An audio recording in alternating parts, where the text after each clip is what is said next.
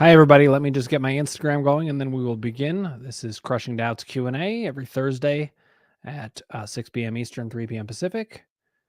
And I think we are live on Instagram now as well. Okay, guys, welcome again to my Q&A every Thursday, 6 p.m. Eastern, 3 p.m. Pacific. This is Crushing Doubt. I'm Dr. Dan Ratner, and I'm here, as always, to talk about mind-body symptoms and what to do about them. It's been a big story in my life, as anybody who follows me probably knows, but I had 8 years of chronic it turns out it was not chronic, but it seemed to be chronic because it was everyday excruciating back pain. And so I think one of the reasons that people come to see me is that when they come with symptoms, they know I can relate. They know I've dealt with it myself and I've gotten rid of them. I have not had any significant back pain. I can have a flare up every once in a while, but I have not had back pain for 13 years. And when I was in the back pain, I really, not only did I not think I could get out, I really was certain that I couldn't get out. I had the opposite of a crushing doubt experience. And of course, what we do here is crush doubt through information. That's ultimately what did it for me, is getting the right information. I'm going to talk a little bit about that soon, and then we'll talk about my system, and then we'll get right to questions. I'm going to say hi to a couple of people. Rita, thanks for joining us on Instagram. Good to see you here. She is a coach in the mind-body community, great coach, and a recovering sufferer herself. Lynn Slavensky says, hi, Dan and everyone. Good to see you here, Lynn. Okay, let's talk a little bit about why I do these Q&As and what it is that you can get out of this. Now, the first thing is this. Every time I talk to any of you, I'm hoping that I'm getting you more information. I'm hoping that I'm getting you answers that meet your standard of satisfaction to put those questions to rest. Why is that? Well, when I discovered Dr. John Sarno, that's when I started getting my questions answered. Before that, I could have questions answered, but they were never to my satisfaction. And when I started to read Sarno, I started to get some of my questions answered to my satisfaction, and that blew my mind. However, they weren't all answered totally to my satisfaction. I don't say that as a denigration of Sarno. He was a fantastic doctor. He wrote fantastic books. He saved my life. But what I found is I needed answers to questions. And that helped me see that it wasn't just that emotions can lead to symptoms, which is a big part of what Sarno talked about. Another part of what he talked about is accepting the diagnosis, accepting the mind-body diagnosis, and having no doubt about that. He didn't use those words, but that's how I came to understand it. And what I found is, to have no doubt about this, I really need to understand every aspect. So I started asking questions. Now I'm here doing a Q&A with you guys, in part because I asked all those questions. Then I started hearing about other questions once I got better, and I found that all of those questions, they helped me understand it even more. So being able to explain things to you is part of how I understand it even more. And I've done this so many times that I feel like I can explain virtually anything about this, and that helps a lot of people. And it also makes me more certain, which also helps a lot of people. So let's get into my system. My system is called the 3-column system. It derives its name from these mind-body maps that I would do when people first came to see me after I got better. I'd have them take a sheet of paper and divide it into 3 columns. That's where the name comes from. And these 3 columns represent the 3 main ways that symptoms manifest. I'm going to make it as simple as possible so that you guys can understand what I'm talking about with these columns. And then when I answer questions, it'll be in the form of these columns answers. So the emotions column. The emotions column is for the onset and uptick in symptoms. What I found is, when Sarno talked about how emotional life could lead to symptoms, is that they really lead to the onset and uptick in symptoms. A lot of people in the mind-body field think it's all about that. Let's just keep looking at emotion. And I don't blame them for trying that. But what I find is that is what I call beating your head against the emotional brick wall. There are plenty of times where symptoms actually have nothing to do with your emotions anymore. The onset or uptick of symptoms is usually emotional. The one exception of onset and upticks not being emotional is if you run into a brick wall and then you worry you're hurt. But remember, fear is the emotional form of doubt. It's still an emotion that leads to the onset. So it's always an emotion that leads to the onset or uptick in symptoms. And why is it there? It is there to distract from unconscious emotions we don't want to know about. So we've got the emotions column identifying onsets and upticks in symptoms and their function being distraction. Well, the doubt column is totally different. It is about thinking. And it's about how if our thoughts continue, whatever goes on up here continues in our body. And so doubt is the thing that makes for those prolonged symptoms, or the seemingly chronic ones, or the repetitive ones that just keep coming back. That's doubt. So what is doubt's function? Doubt thinks it's there to protect you. Now, at base, all psychological defenses are there to protect you. But doubt not only thinks it needs to protect you, it thinks it needs to set up outposts everywhere, different symptoms that it can go to protect you in the future, to always be there to protect. That's what doubt does. But if we convince you that you don't need protection and that you can understand it, doubt comes down, and any symptom that just was stuck there starts to break and move and change. And then that brings down doubt even further. Okay, so we've got 2 columns, 2 symptom functions. The third one I discovered actually after I got better. But I started to realize you can use this to get better yourself. And that is the power column. The power column is the column that describes your relationship with you. And when your relationship with you isn't really fully aligned in a certain way, symptoms are sometimes going to hang on. So how do we recognize a power column symptom? First of all, usually you don't even see a power column symptom or recognize it until doubt comes down. The way this system works is you bring down doubt, you discover what's going on in the emotional world so that you can track those ups and downs, the onsets and uptakes. And then if symptoms are still lingering, it means that you've hit a plateau. So that's how I know about a power column symptom, is if you've gotten better, symptoms are pretty significantly down, but it's kind of hanging on and you can't get rid of it. That symbolizes a power column symptom. Power column symptoms are there to communicate with you. Their function is communication. So emotions, the function is distraction for onsets and upticks in symptoms. Doubt, the function is protection, and that's for those seemingly chronic symptoms, or what I call consistently acute, always there, but always can be made to go away. And communication in the power column. If you receive the communication, the symptom's no longer needed and it goes away. So the key here is to understand the symptom functions, what they're doing, how to recognize them. And when you can do that, you can make any symptom go away. That's the column system. Now, we're going to get into resources that you can get on my website, which is www.crushingdoubt.org. But I'll get into those a little bit later. I do want to get into some questions first, and then I'll pause and talk about how you can get further help. But for right now, what I want you to do is concentrate on getting the information. And remember, I want to encourage you. You're not just here to get your question answered. My hope is that every question I answer and everything that I say makes more and more sense of what you're seeing. Because if that happens, your doubt's going to come down, things are going to start to calm down, and you can get better.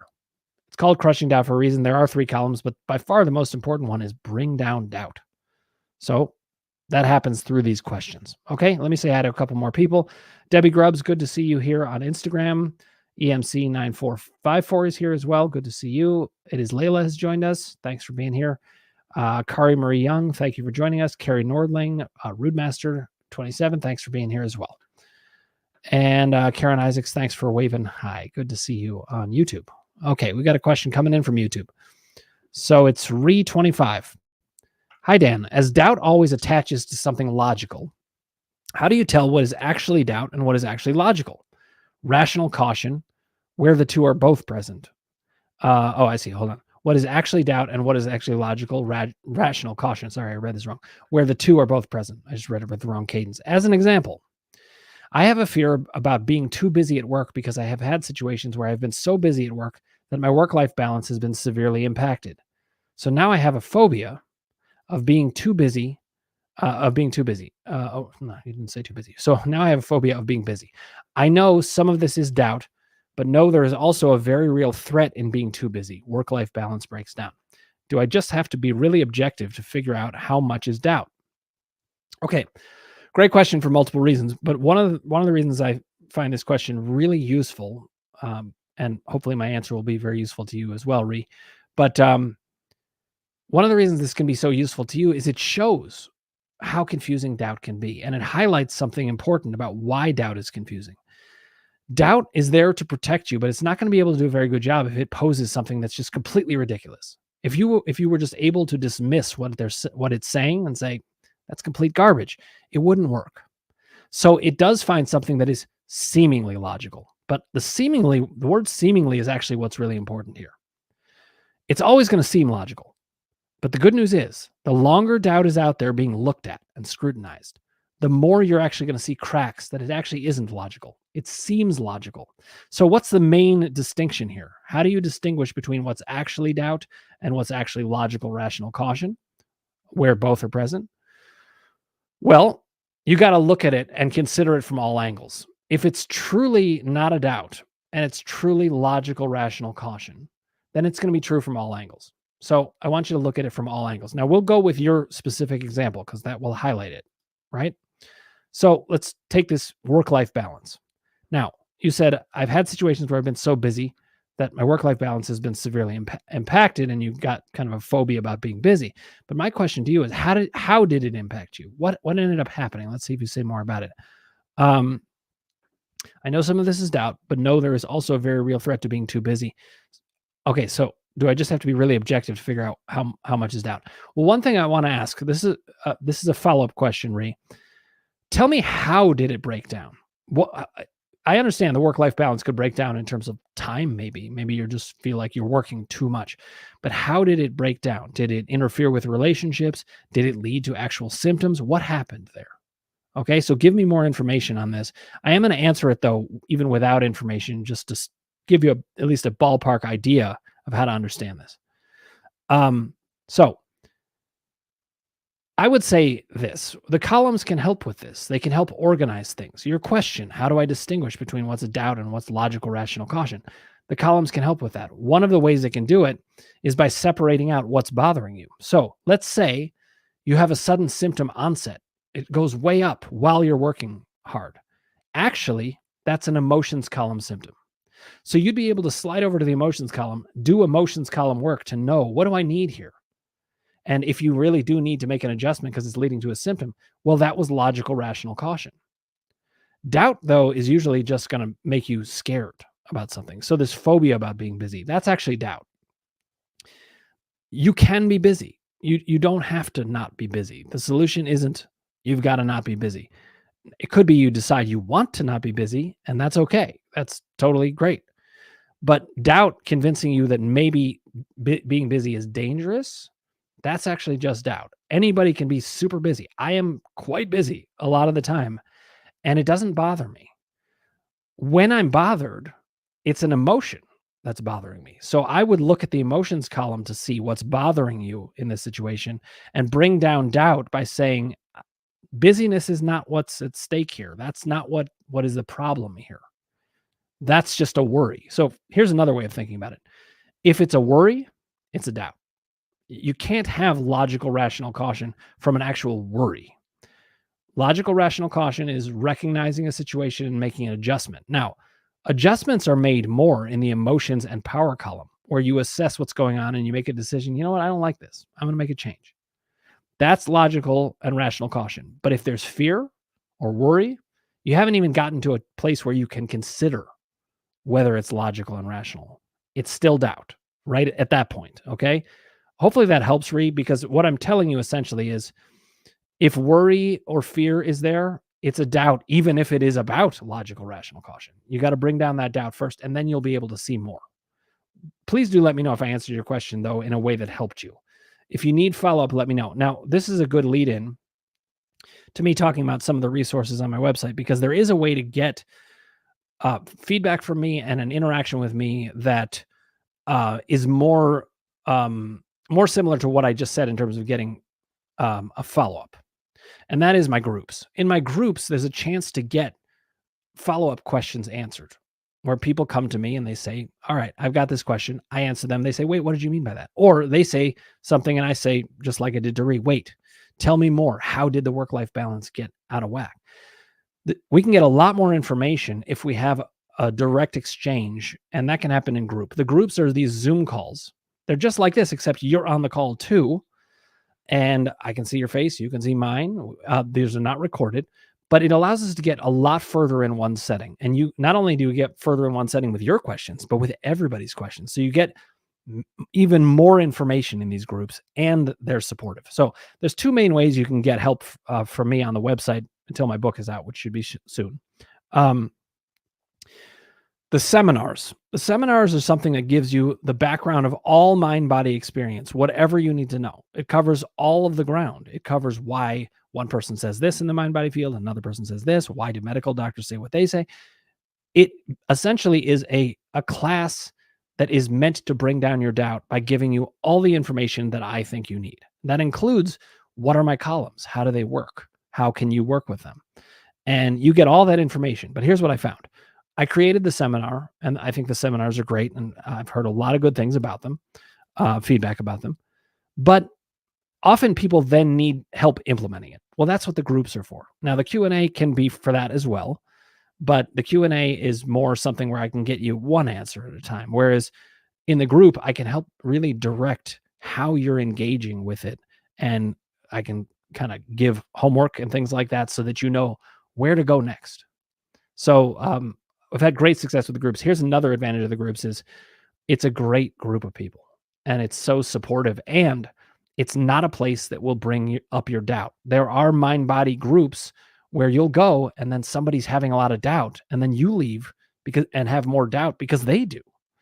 Well, my groups are designed to bring down doubt no matter what. So another advantage. If people have questions about it, do let me know, but you can get those on www.crushingdoubt.org. If you have questions, you can also ask me, Dan at crushingdoubt.org, and I'll be happy to answer you about any of those resources. But I do encourage you, the main thing here is get your answers. Go after what you need to know.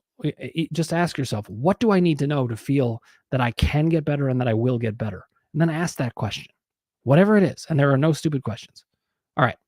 Elevated Life with Lauren, thank you for joining us here. Yamil Saker, thank you for joining us here as well. Ron Kastner, good to see you. Ron's actually going to be on my podcast probably in about a month or two is when I'm going to start releasing new episodes. But he and I had a very similar journey. We talked about it. That's going to be fun to talk about, Ron. I look forward to that. Thanks for joining us here. And Darjoy Perk, thanks for joining us here as well. Okay, now, this is a rare moment. It does not happen very often, but we don't have a question waiting in the wings. Now, that means that I can actually get to what I call a preloaded question, meaning somebody asked a question a while back, and they wanted to know something that I could answer, but they can't be here for it, or they just wanted to find a place to get it answered, and here is a chance to do it. So I'll do that in a second, but actually Ree has a follow-up. Okay, thanks so much, Dan. That was so helpful.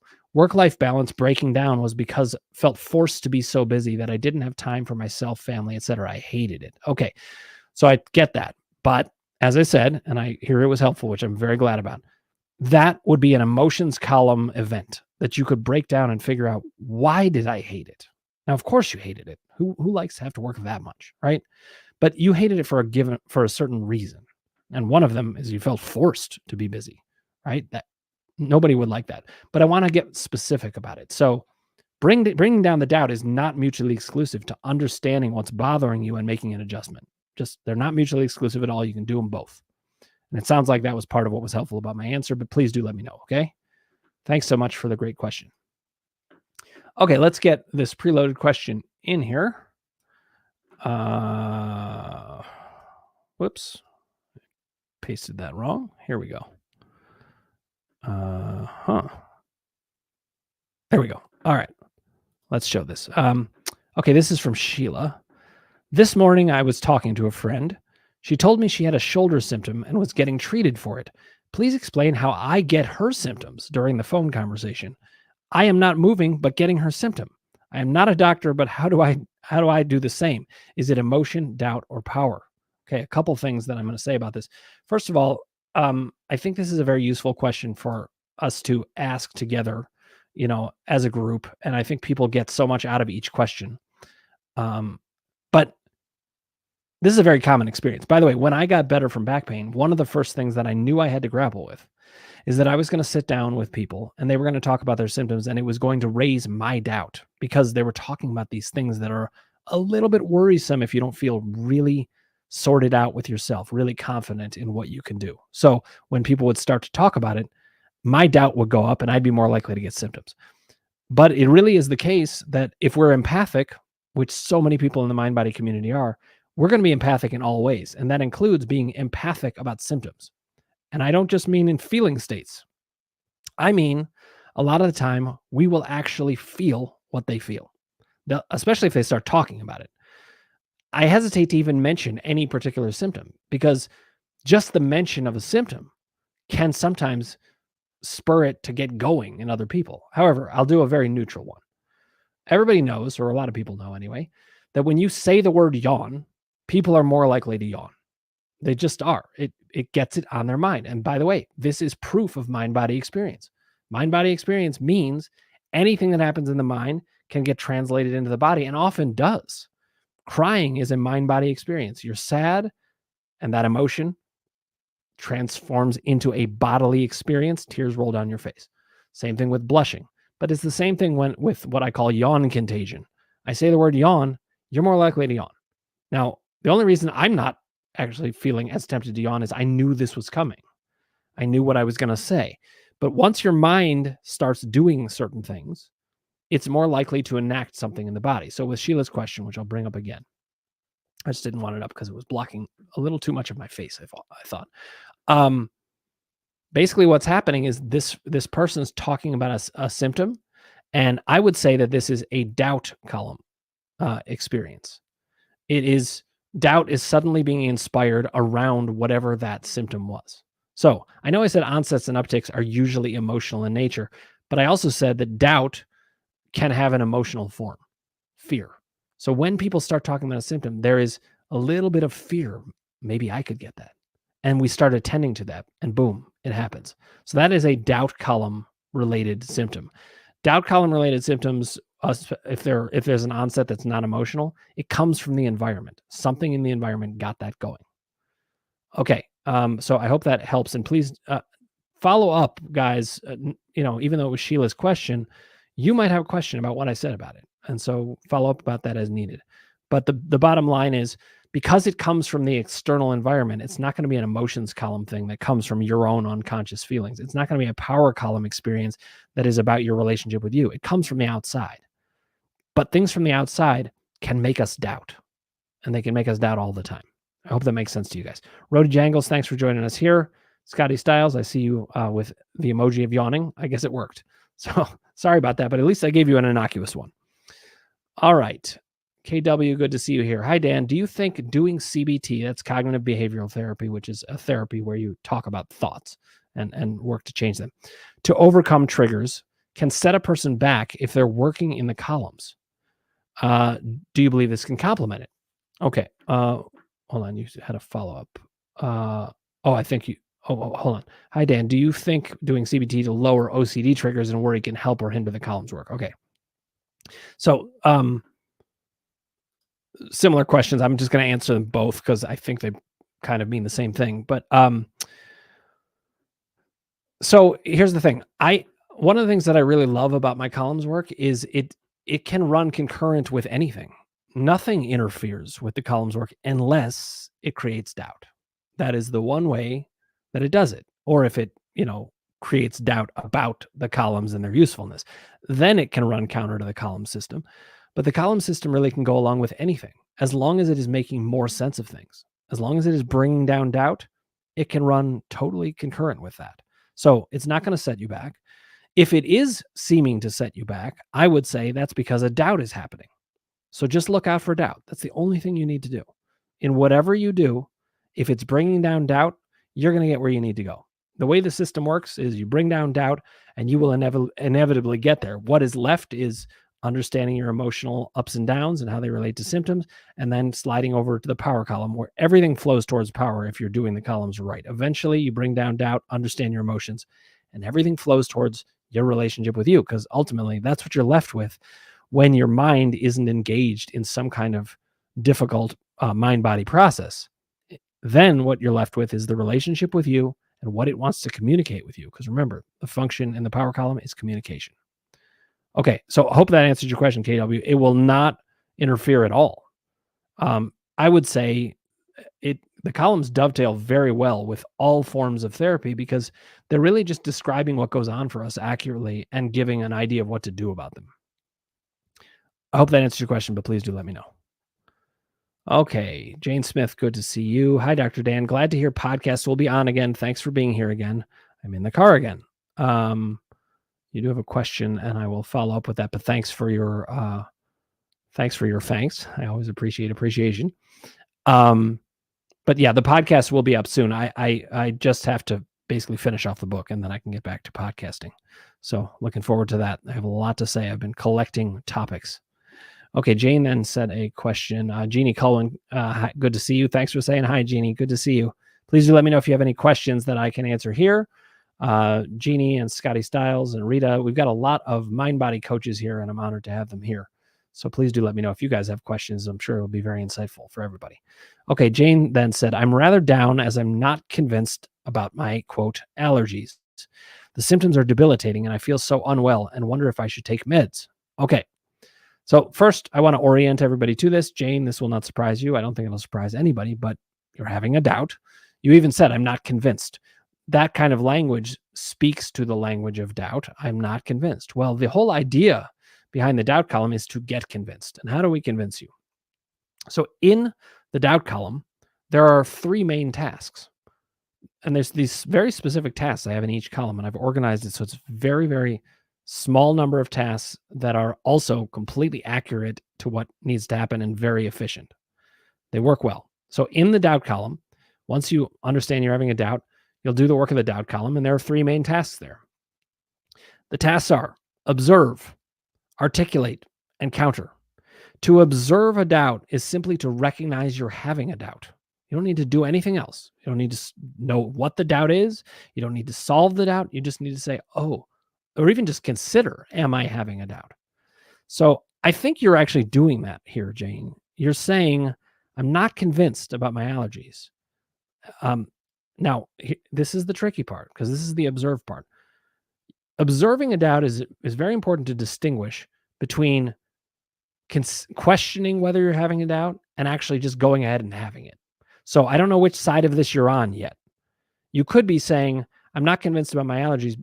And you could be saying, I actually think I do have allergies. I think that they're not going anywhere. I don't think it's mind body. That would be what I call having the doubt. But if you're saying, I'm not convinced that these allergies are mind body, but it's an open question, I'm really working hard at it, then you're observing the doubt. You've opened up space to consider, is this just a doubt? It is just a doubt, I can guarantee you, but I need to get you convinced of that because it doesn't matter what I think. Your brain is the one you're walking around with. So we need to help you get convinced of it. But it sounds like you are observing the doubt, I would guess. You've done enough of this work that you're unlikely to have bought into the idea that the allergies are definitely not mind body. But if you did, then I need to help you dive in there. I always need to know what is the problem that we're dealing with, and then we can start to address it. But I'm going to go ahead and assume, and Jane, you can let me know if I'm right or wrong about this. I'm going to go ahead and assume that you are actually questioning, maybe this is a doubt. Maybe allergies are, maybe they aren't, but I got to figure it out. The next thing would be to articulate. Articulate is exactly what it sounds like. Put it into words. But here's my question to you, Jane. What is it you're actually thinking about the allergies? There could be multiple doubts. I'll give examples of this. One would be, I have a sneaking suspicion this really is allergies. And it's because they don't take the form that my other mind-body symptoms do. Well, okay, I just pulled that out of thin air, Jane. I made it up. But that would be a doubt that is articulated. And now that we've got it put into words, we can start to push and pull and tug at it. We can see, well, does it actually add up? It's kind of like I was saying earlier to Ree. I was talking about, how do you assess, is this a doubt or is it real? Well, the more you look at it, and articulation is a big part of looking at doubt. It's really the meat of the whole thing, the whole doubt column. Because you get it put into words and you can hear. Sometimes I voice a doubt and I'm like, oh my God, that's ridiculous.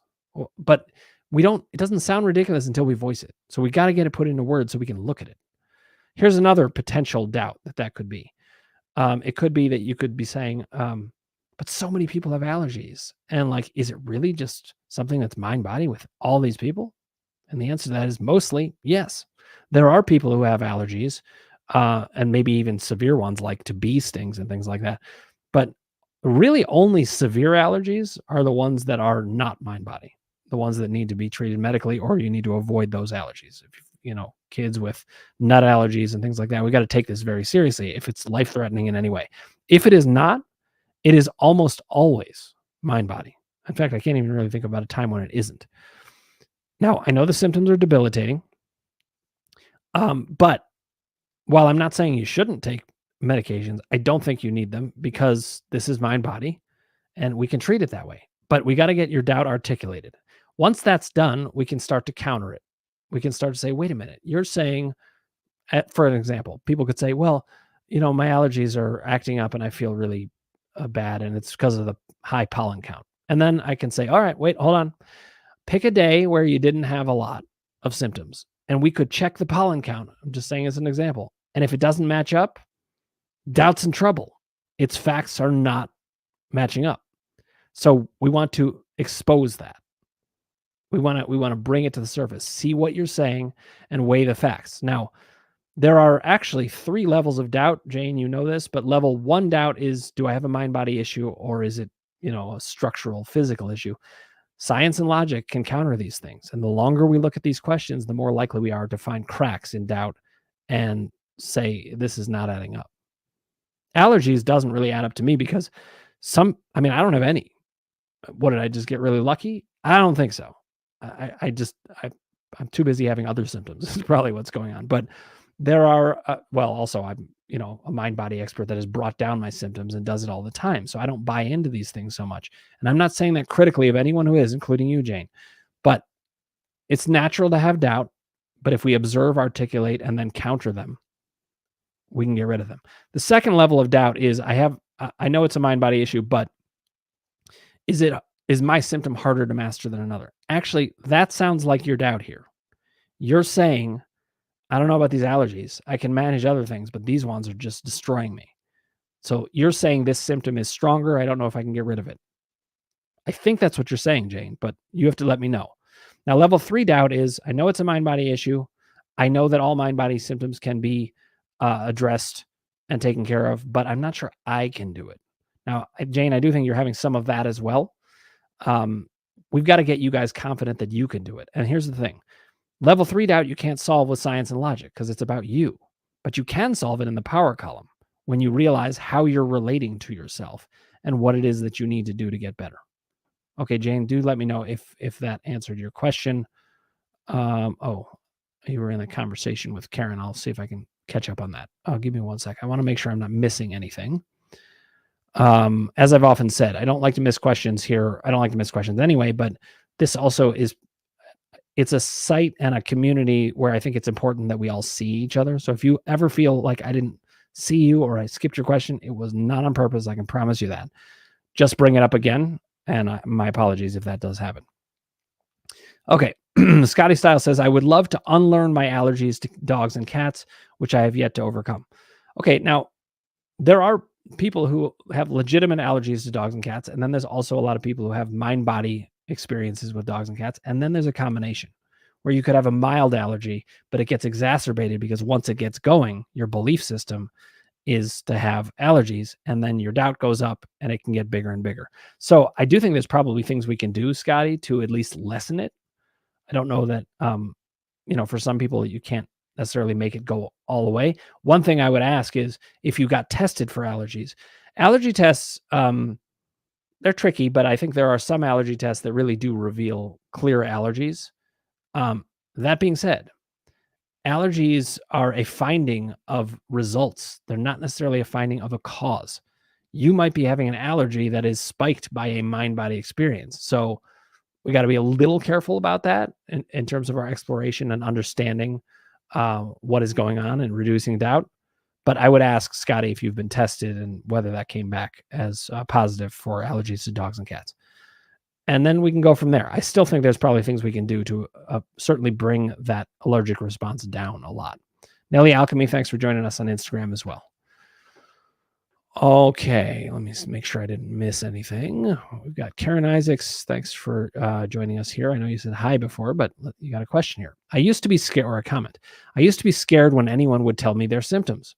I still don't like it, but not worried too much. This is, I am assuming, Karen, in response to the Sheila's question. Although the other night I heard a post by another person in this community. All right. Well, I will have to monitor that because I don't want us scaring each other if we can help it. But sometimes that happens inadvertently. Let's see what happened.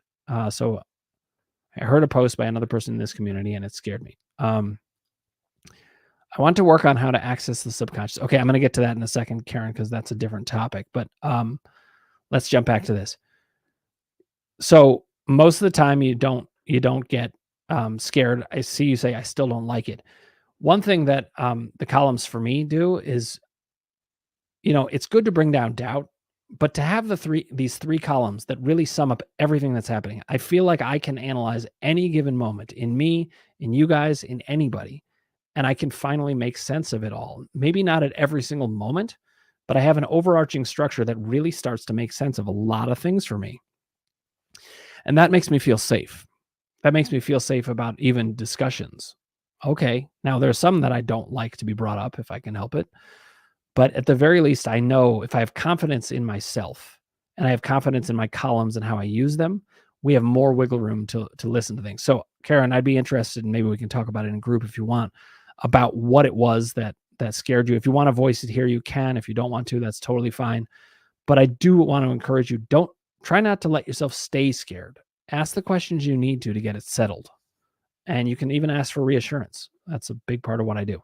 Okay. Karen then said, I want to work on how to access the subconscious. Every day we're all hit with potential triggers. I envision doing Tai Chi or dodging punches like in boxing. Let me just see if you said anything else here. Oh, Karen then said, not your community, another mind-body therapist. Oh, I see, the mind-body community at large. Okay, thanks for telling me that, Karen, because if it happened here, I especially want to know about it because, our job together is to get questions answered, but we want to not spike doubt in each other unnecessarily. So if you're having a lot of doubt, what I say is own that doubt, say it's a doubt, and that helps everybody else. Instead of voicing it as, oh my God, I'm freaking out, but not labeling it as a doubt, that can be hard. So if you can, label it as a doubt.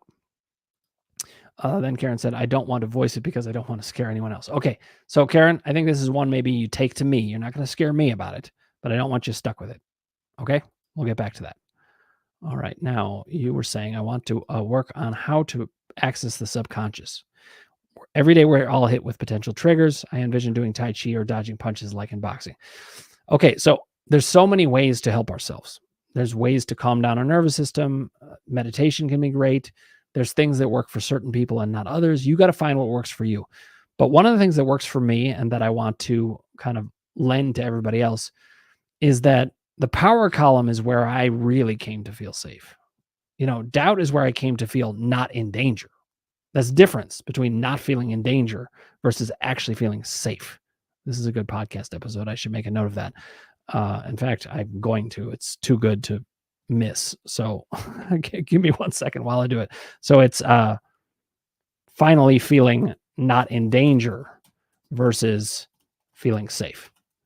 All right. So in the doubt column is where we come to feel not in danger. But the power column is where we come to feel safe because we're safe with ourselves. So if you want to access the subconscious or at least get to a place where you feel, I would say the place to access the subconscious, of course, in the emotions column, you can access subconscious emotions. That's what it's all about. But to really access what's going on in your subconscious and not be affected by all these triggers and feeling safe, that's power column stuff, Karen. And you are doing great work in that. So I do think you're feeling safer than you were, a lot more. And I think that those triggers are affecting you a lot less. And I want you to give yourself full credit for that. You've done a lot of good work with that, but we can go further. We can get to, I don't find that there's many triggers that bother me all that much anymore. There are some, but I don't feel like the world is very triggering to me anymore. I actually find it, I hope this doesn't sound bad, but I almost find it amusing, even though it's also quite disturbing and upsetting. I find certain things amusing, especially when, doctors are talking about, oh, you got to worry about this. And I'm like, oh, do I? Well, I think you don't know what you're talking about. And I'm able to dismiss it because I feel very aligned with me. So that is a way to do it. Accessing the subconscious, I would say that's part of what happens in the power column because you come to understand yourself so well that you can access subconscious things much more quickly. They're not as coded. You can really see them. Karen, do let me know if that made sense and I answered your question, okay? She said, Jane, I relate, having an icky allergy day. Okay, so a lot of people can have that. But I encourage everybody, think emotionally first. Almost always. we have so many icky emotional days, and it can happen in just a second, even little things. So check what's going on. Check the timing. You know, Here's an interesting thing that could really attack doubt on an allergy day. So if you weren't having it all day and then it suddenly hit, that does not sound like an allergy to me. Now, the corollary is also not the case. It's not the case that if you were having it all day, it is an allergy, because that could be something that you woke up with from a dream, or it could be that doubt was there from right from the start. But one potential tell is I wasn't having it before and now I am. So check it out. All right, Christopher White, right? Good to see you here. Does the symptom imperative come from doubt? Excellent question. Okay, so the symptom imperative is something that Sarno talked about. Oh, I want to say hi to Wellness Mama Vibes and Alice Atkins. Thanks for joining us here. Okay, so Christopher Wright said, does the symptom imperative come from doubt? The symptom imperative is something that is a term that Sarno used. And Sarno was saying, when you discover a symptom and you debunk it and you're certain that it's a mind-body symptom and you're not so worried about it and it goes away, the symptom imperative is when a new symptom pops up. And so you said, does the symptom imperative come from doubt? And my answer to that is yes. Doubt is looking for a way to keep its ground. And so it's just going to look for a new symptom. But if you beat it back enough and you recognize the symptom imperative for what it is, it stops being something you trust or worry about. And eventually the symptom imperative actually stops. Doubt realizes I can't fool this guy or this girl or this woman. And that's what we want to get it to give up. But the symptom imperative does come from doubt. It says, fine, you caught me on this symptom, but I'm going to start another one, another plausible one. So Christopher, let me know if that made sense to you. I do see you said something else, so I want to follow up. How about negative associations or triggers? Are they based on doubt? Okay, so yes, they are. Negative associations or triggers. Triggers are things, this is how I define triggers anyway, things in the environment that lead us to worry about things. Actions like shoveling snow and then having a sore shoulder. That would be a trigger. Negative associations could be, every time I do this or eat this food or whatever, then this happens. Those are associations, and they're all thinking based, and they're at least related to doubt. You said, are they based on doubt? I would say ultimately, yes. Sometimes you had an experience, it was, logical to expect that you might have it again because that's what happens. That's not based in doubt. That's similar to what Ree was talking about, is there are times where it's legitimately totally rational, logical, and, a good thing to be cautious about when it's right. But it's almost never the case. Doubt is so rampant that all of those things are based on doubt. There's also something called conditioned responses. And conditioned responses are very similar to this. I'm expecting this to happen. When I do this, I'm expecting this. That's doubt. And you can challenge it. If you challenge the doubt by, first recognizing it, recognizing what it is, and then challenging it. Sometimes it can be, my doubt is when I walk, it hurts, if you're having a symptom in your foot or your knee or something like that. And you can challenge that. You can say, well, but maybe it's hurting because it's a mind-body thing. And if I challenge it, I could be okay. That's a long answer to how about negative associations or triggers? Are they based on doubt? The answer to that is yes. But let's talk more about it as needed, okay? All right, let me make sure I'm not missing anything. Karen Isaacs said, I've overcome allergies, sniffles many times, so I know 100% it's TMS. So TMS is what Sarno called mind-body symptoms, tension myositis syndrome, which was originally just about back pain, but he extended it to more things. Sometimes I still take meds. I just am not sure why today is a bad day. Okay, so when today is a bad day, that sounds like an emotions column event. There was an onset or an uptick. So I would check out what that is, Karen. And I know sometimes it's hard and sometimes you may not be able to discover it. Don't worry if you can't discover it. The columns are tools to be used when you want to use them, when you can use them, and they can help manage things and make them more understandable over time. You don't need to get everything right all the time. So you could just be like, okay, something's up. I don't know. Just don't let it get into doubt. That's the main thing. Don't let it spin into doubt. And then if you're finding you're getting stuck, then we can dive into that emotions column and really explore what was that about. All right. Jane Smith said, "Thanks, Karen. I don't really have any conscious thoughts. I just feel very unwell. Are you saying I need to uncover my unconscious thoughts?" Okay, Jane. So this is a doubt first and foremost. We got to attack the doubt first. Whenever doubt is there, guys, you got to attack doubt first. Do that first. But then, once doubt's down enough, and you start to feel like, I mean, this has got to be mind body. All of my symptoms are. Then you could start to think about what was going on, and you could start to think about the timing of the onset, and I can help you sort through what this might be. Now, for those of you who don't know, or even just as a review for those of you who do, in the emotions column, the main task is to create these emotional themes. And they're basically to create a menu of your emotional world so that when you're having a symptom, but you're not feeling anything consciously, you can go through and be like, did any of these things happen? Was I being disrespected? Were my words not being heard? Was my reality being questioned? Was I feeling invalid? You go through all of your different things and you can discover why.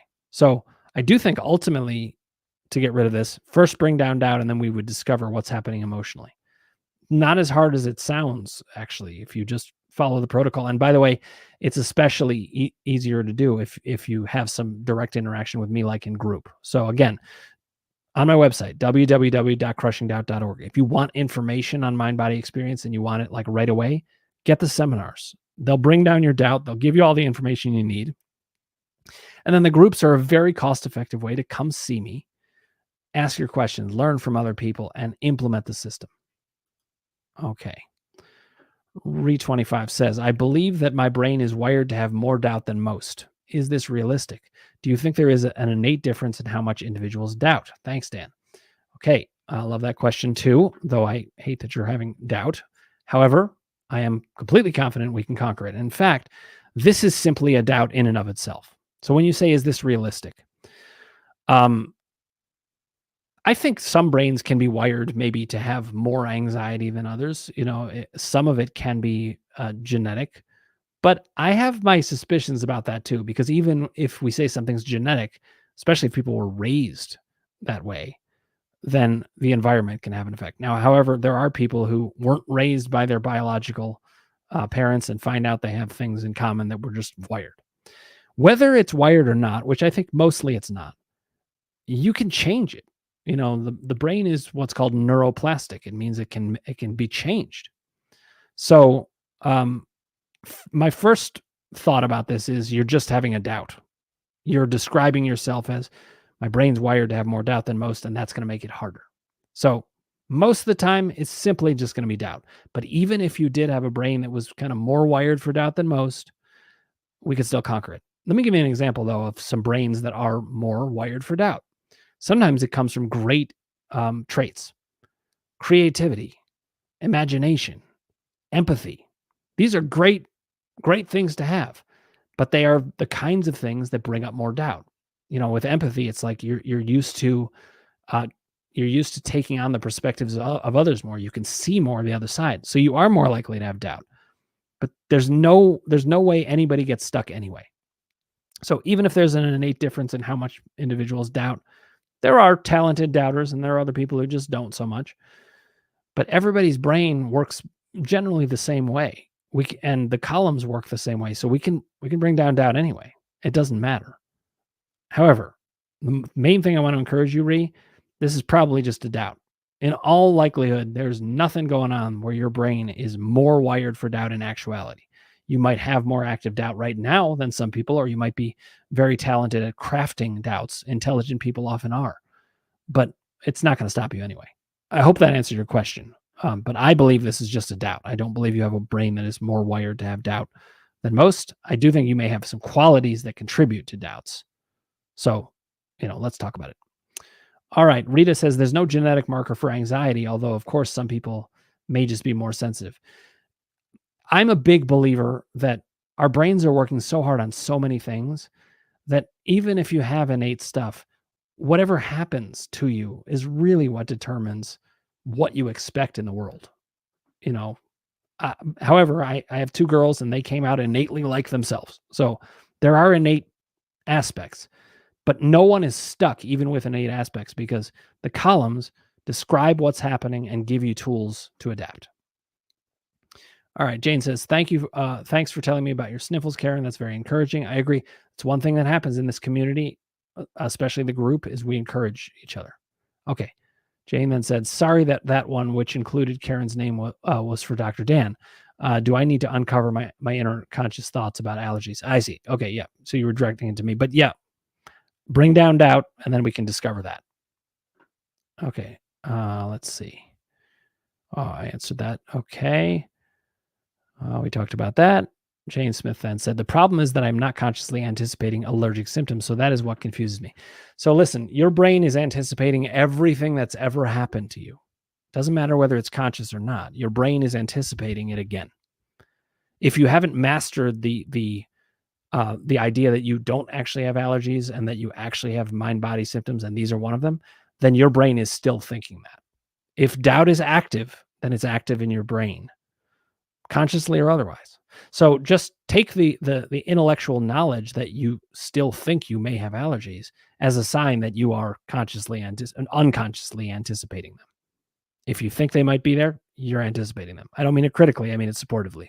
Okay? But hopefully that helps. Okay, then Karen said, like when you say, don't worry if you can't access it. That's reassuring. I never have doubt about any of my symptoms. Thanks. It is my pleasure, Karen. Really, do not get hung up on any one part of anything. You want to understand the overall picture. If you do that, doubt comes down, everything else takes care of itself. The columns are all very useful, the system's very useful, but the bottom line is understand the big picture. And I will help you with that. Okay, we're going to finish up on this. Christopher Wright said, how do you think emotionally about your physical experience? And then doubt itself is a form of symptom imperative in some mind-body circles. Doubt itself is a form. Yes, I agree with that, actually. Doubt itself can be a symptom that takes over from other symptoms. So can anxiety, so can depression, so can obsessions. I think of them all as equivalent. So Christopher, I guess this is one of those circles where it is true, and I appreciate that observation. I think that's very helpful. Now, let me jump back to your question. We'll finish up here. How do you think emotionally about your physical experience? Well, here's the way that I do it. I mean, first of all, bringing down doubt is part of why I can do that. If doubt is not down and I'm thinking it might be a physical experience, it's very hard to think emotionally about it. I just had this happen recently. I had an emotions column flare up a couple days ago that I'm still kind of working on a little bit. But for a while, I started to get a little bit of doubt in there. And I started to think, well, maybe I did do something, which is not very like me. Because well, actually, that's not really true. I didn't think, did I do something? I never think that. I was like, it is a mind-body symptom. I started to get into doubt about whether I could get rid of it because I couldn't find the source. And at the same time, it was so physical. These are such strong symptoms. And by the way, the stronger the symptom, the more likely it is that it is mind-body. So that's a comfort to me to just study this. But what I started to do is I just returned to my system. Bring down doubt first. And as soon as your doubt's down, you can start to look at the timing.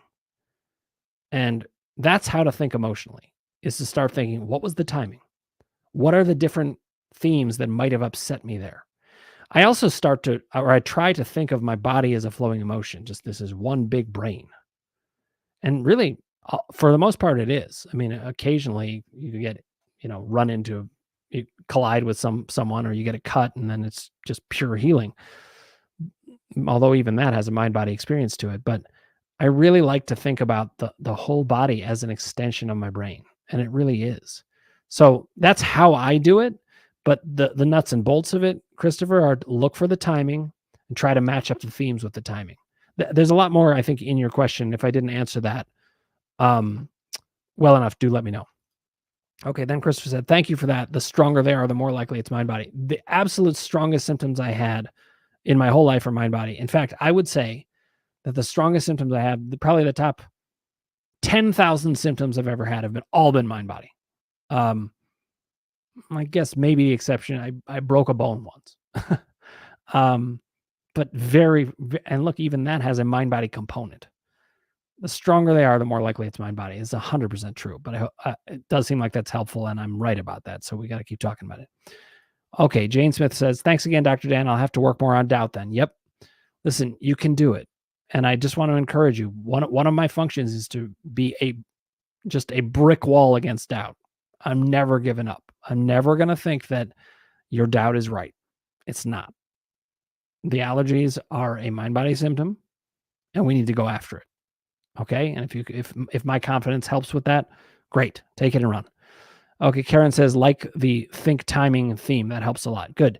It's another thing that I like to do is give little nuggets of information that you can take with you and use without having too much floating around. So I keep organizing things. And I think, Karen, you're a great example of this. When you first came to talk to me about it, the columns felt either overwhelming or like you were annoyed you had to do some work for it. But the more you know it, the less the work is. It just becomes, in fact, it shrinks work. It makes everything easier because it organizes it. So I'm glad that helped. Okay, Christopher Wright then said, all of my symptoms started after losing 2 people and getting COVID 3 years ago. The timing is too much to deny that it's got to be mind-body. So you're already onto the timing. You already know the topic, what bothered you. And of course, this is tragic and very upsetting. But now we would need to know, the next step would be get specific. It's so easy to say this upset me because would naturally be upsetting, losing people and getting COVID or that time period. But now I want to ask you not just what upsets you, but why. And I'm not meaning that like I don't understand. I do. I understand many things that could upset you about it, but the specifics. For example, losing somebody, that's just hard for anybody, of course. But losing somebody who was like maybe your main confidant and now you don't have somebody you can trust, that's a different type of loss. So we want to get specific. That would be the next step I'd recommend, Christopher. But thank you for bringing this to me. Justin, 1988, has joined us here as well. A great year. I was a big fan of the 80s. And thanks for joining us here. I'm sorry you're joining late because you're not going to get to hear from me much. But I encourage you, come back next week, Thursdays at 6 p.m. Eastern, 3 p.m. Pacific. You can also watch the replay on Instagram and Facebook and YouTube for that matter. So any of those places. But just keep asking your questions. Keep demanding that you get your questions answered to your full satisfaction. Sometimes when I answer questions, it's not the full thing you needed to hear and you need to know more. Ask the follow-up questions. Whatever's going on up here is going to go on here in your body. So get those questions answered. Okay, Christopher said, both my parents dying a lot, left undone and unsaid. So you already know a lot about these themes, Christopher. And I'm so sorry for your loss. It's a really such a hard thing. But I don't want to say that glibly also because there are ways in which it was hard for you in ways that I could never even know yet. But if I talk to you, I'll hear about it. And share it with the people you trust and give yourself space to process what you need. But you can use the columns to organize how these things are affecting you. And my hope is that's going to be really helpful. Guys, it has been a pleasure as always. And I will see you same time next week. So it's Thursday, 6 p.m. Eastern, 3 p.m. Pacific. And we'll just keep getting your questions answered. The more information you have, the better. And the more information you have, the better for everybody. Because if they run into something, you're now informed. And that's part of my goal, is to keep everybody informed and expand that awareness. And I can't wait to get my book out to you because that will be a big part of how we'll do that. Okay, Christopher says, thanks, brother. Appreciate it. Appreciate you, Christopher. Thanks so much. Rita, thank you for the flowers. Thank you, everybody, for joining me here. And I will see you all next week. And please do keep the questions coming. You can go to my website if you want any of those resources, www.crushingdoubt.org, or email me at dan@crushingdoubt.org. And I look forward to seeing or talking to you all soon. Thanks, guys. Take care.